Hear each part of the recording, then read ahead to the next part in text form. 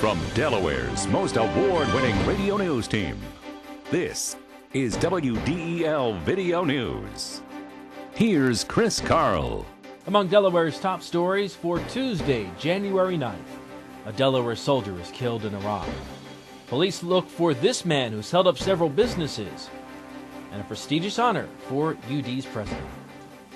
Here are the details. A Newcastle native was one of 3 Air Force troops killed Sunday in a bomb blast near Baghdad. 23-year-old senior airman Elizabeth Lonke is the first woman from Delaware to die in combat in Iraq. Her explosive ordnance disposal team was targeted by a car bomber. Lonke graduated from Padua Academy in 2001. Her family says she was deployed to Iraq in August and was scheduled to return home in just 20 days. Newcastle County has reached settlements in federal lawsuits by former county employees. Linda Maloney and her sister Maria Randina sued the county, claiming they were demoted for helping federal investigators gather evidence in the case against former county executive Tom Gordon and his top aide Sherry Freeberry.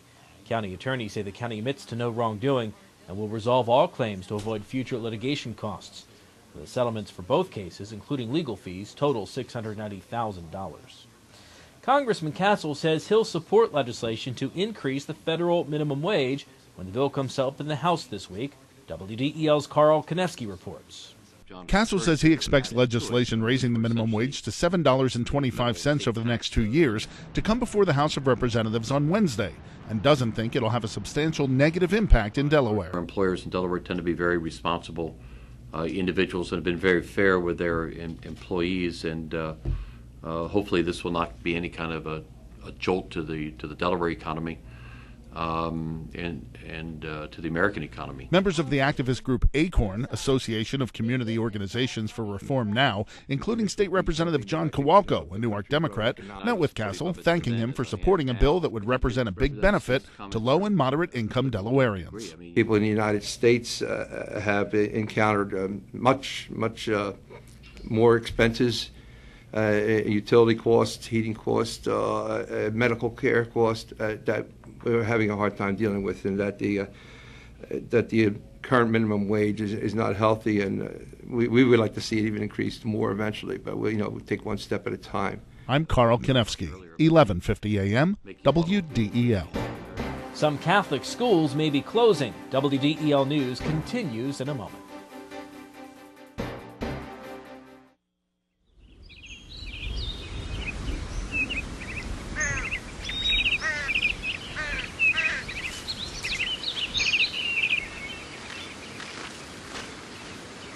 As you look for your college experience, make sure you look at Wilmington College, your key to success.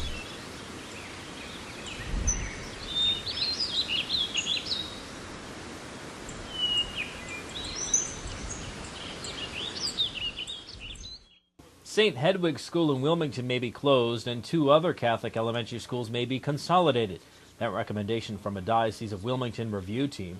Due to declining enrollment, St. Hedwig's may close at the end of the school year, and St. Helena's and Holy Rosary schools would be consolidated. Bishop Michael Saltarelli will make the final decision. State police continue their effort to identify an armed robber hitting area gas stations. Details from WDEL's Curtis Gray. The robber seen here wearing a hood over the past week has robbed at least 3 gas stations and convenience stores and the China King restaurant on Kirkwood Highway. Troopers say in each robbery the man has walked away with cash. Corporal Jeffrey Whitmar says part of the reason for his success is due to a large knife he's armed with. It's a large-style hunting knife. He's going in at all hours of the day at various convenience and gas stations in the area, displaying the knife and threatening the clerk, attempting to get currency. In every case, he's made away with an undisclosed amount of cash. The robber is described as white, in his mid-20s, and Whitmarsh describes his demeanor during this robbery Friday at the Exxon station on Newport Gap Pike. As you can see, he's fidgety, he's reaching about his person, kind of stalling the clerk. He's obviously nervous. Again, the clerk is just waiting for him. I think at this point, the subject was attempting to purchase an item. You see the knife is now being displayed. He holds it in a threatening manner. The robberies date back to January 1st, with the most recent taking place on Sunday at the Shell gas station on Kirkwood Highway. I'm Curtis Gray, 1150 AM, WDEL. While Newark police continue their search for a serial rapist, they've determined the rape of a 16-year-old girl never happened. Police investigated an incident reported on December 22nd and determined it never actually occurred. The girl told police she was attacked while walking along the James Hall Trail between Academy and Manual Streets. The Attorney General will determine whether or not to file charges against the girl. Outgoing University of Delaware President David Rozelle and his wife Louise are the recipients of this year's Marble Cup from the Delaware State Chamber of Commerce in recognition of their contributions to Delaware. It's been a privilege, and we've had an opportunity to get to know so many important people and so many people who move our state along the way that they do. Thank you very much. Louise and I are extremely honored. Gosh, I'm just overwhelmed. We've loved being at Delaware. We've loved being part of the university.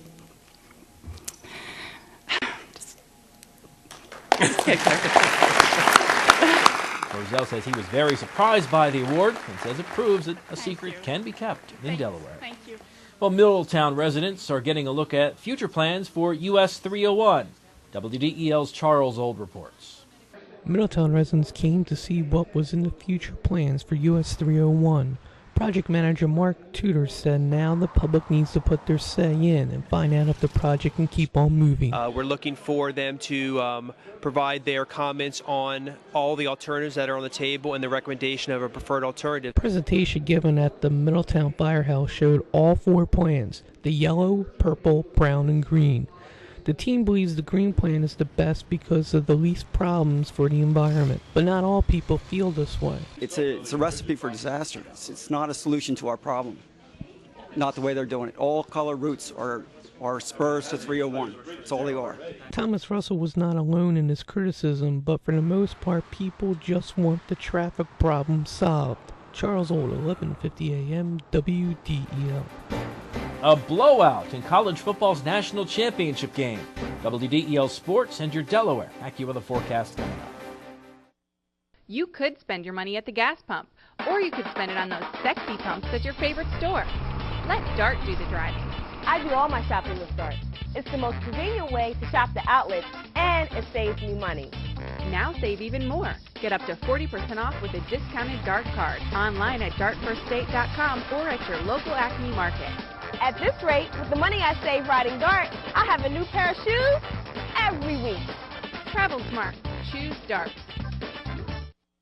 I'm Peter MacArthur. I'm Melanie Armstrong, and here are Delaware's top stories at the top of the hour. The most complete coverage of the news that matters in Delaware every weekday morning, 5:30 to 9 on 1150 AM WDEL. In WDEL Sports, Florida was a 7-point underdog but played like an overwhelming favorite as the second-ranked Gators routed top-ranked Ohio State 41-14 to win the BCS title. The Gators gave up an opening kickoff return for a touchdown just 16 seconds into the game, but it was all Florida after that as they held the Buckeyes to a title game low 74 total yards. Florida held Heisman Trophy winner Troy Smith to 4 of 14 passing for 36 yards and 2 interceptions. With the win, Florida becomes the first school in NCAA history to hold both the basketball and football titles at the same time. Well, Delaware hung with Towson but came up short in the 75-68 loss at the Bob last night. Herb Courtney scored a career-high 29 points for the Hens, but it wasn't enough to prevent their 4th straight loss. The team also tied the school record for consecutive home losses, their 7th straight loss at the Bob. Delaware was undermanned. Sophomore Zaire Taylor, the club's second leading scorer and rebounder, is taking an indefinite leave of absence from the program. And transfer forward Deshaun White, who was sitting out his transfer year, has been dismissed from the university after being declared academically ineligible. Roy Bright scored 22 points, while Joshua Blunt had 15 to lead Delaware State past Morgan State 68-61 in MEAC play. And Eagles Pro Bowl cornerback Lito Shepard will miss Saturday night's game against New Orleans with a dislocated elbow. Rod Hood will take Shepard's place in the starting lineup. Your WDEL Delaware AccuWeather forecast: sunshine giving way to clouds today, maybe a late day shower, high 48. Shower possible early tonight, otherwise clearing, low 28. And for tomorrow, mostly sunny, a high 39. Get news updates throughout the day. Delaware's top stories at the top of the hour on 1150 AM WDEL or anytime right here at WDEL.com, including news video from Delaware and around the world from WDEL and the Associated Press. I'm Chris Carl. Thanks for watching.